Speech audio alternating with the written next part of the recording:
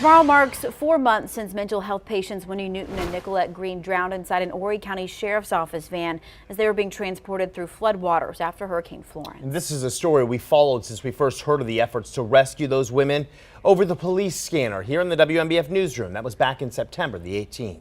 Tonight, we're seeing new photos of that van where the 2 women drowned, just released by the South Carolina Department of Natural Resources. Patrick Lloyd has followed this story since he was the first reporter on the scene. That was nearly 4 months ago.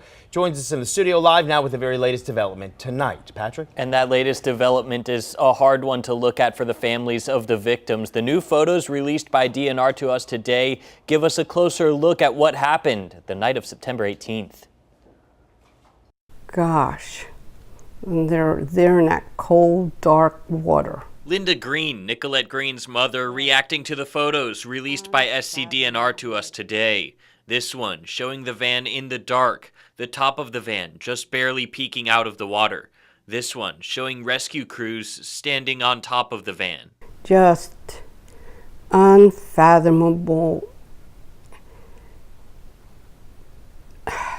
mistakes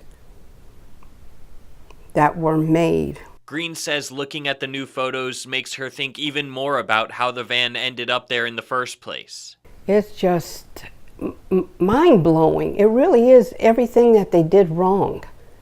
Mind-blowing. Authorities say Stephen Flood and Joshua Bishop were the deputies inside the van, and Flood made a conscious decision to drive around a flood barrier and into floodwaters, while Bishop didn't do anything to stop Flood. As a result, the 2 were charged with involuntary manslaughter, and Flood was charged with reckless homicide.